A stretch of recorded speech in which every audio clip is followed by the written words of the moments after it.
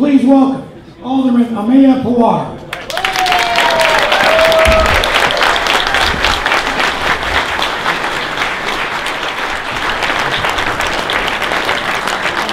Thank you very much. Good evening. How's everyone doing? All right. Thank you for having me here tonight. My name is Ameya Pawar, and I'm running for governor. I'm running for governor. Thank you. That wasn't supposed to be the applause line, but thank you. Good to start with applause. I'm running for governor because I believe in social justice, I believe in fairness, and I believe in equity. And I also think it's important to recognize one truth.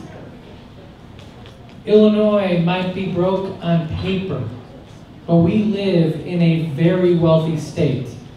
What's missing is the political will to make this state fair, to make our tax code fair, and work for every working family in Illinois. That's what's missing.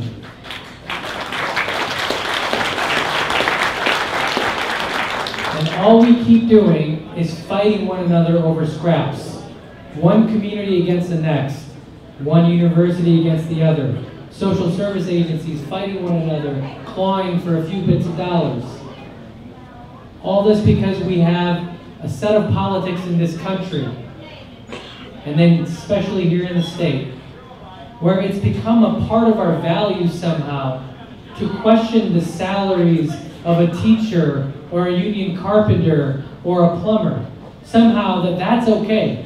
Somehow that if you hurt one group of working people, that other working people will benefit.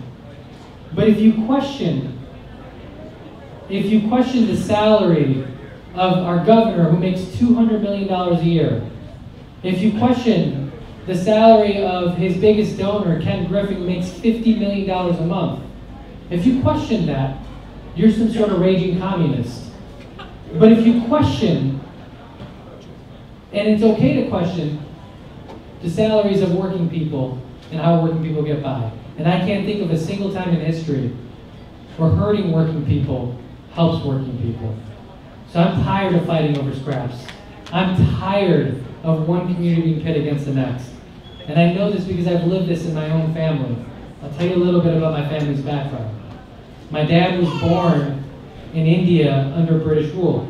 And what's important about that story is the Indians were many and were kept poor. The British were few and were very rich. The British kept power by pitting Indians against one another based on where they lived, the religion they practiced, what they did for a living, what language they spoke. And they kept them divided. Countrymen, people who should be allies, divided against one another. And then I think about my dad's upbringing and what's happening in this country today, and what's happening in this state. Chicago was pitted against rural Illinois. Rural Illinois is told that the reason why everyone doesn't get their fair share is because Chicago gets more than theirs. The only reason that conversation exists is because we're all fighting over this tiny bit of money when the biggest chunk of money goes to the few at the very top. So Bruce Rauner, Donald Trump, the politics of pitting people against one another, it's called divide and rule. It's by design. It's so that we never look to one another as neighbors. But that's all we are. Our government, our communities, our public services, it's just a contract between you and I, that we take care of one another. We lean on one another. And at the end of the day, whether you live in Chicago or you live in Southern Illinois or Central Illinois, we're neighbors. We're Illinoisans. And we can't forget that.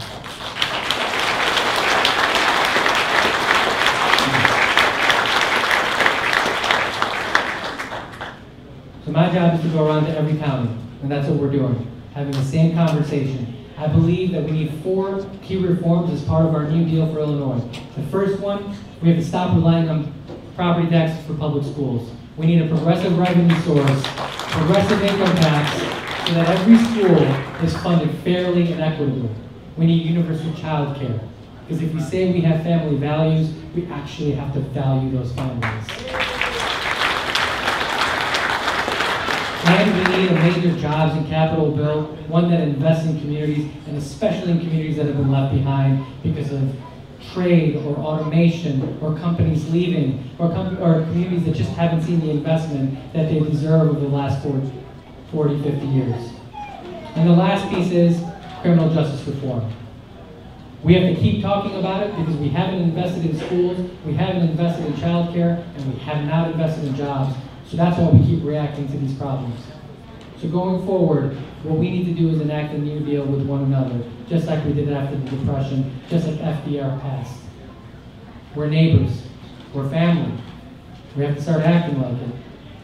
Otherwise, we're going to continue letting a few wealthy people divide us and fight over scraps. So I'm going to leave you with this. I talked about my dad's upbringing. So he grew up after India gained independence, but he was born under British rule. So he grew up very poor. He grew up in a home without running water or electricity. He had typhoid as a little boy because he didn't have access to clean water. That left him standing at 5'2".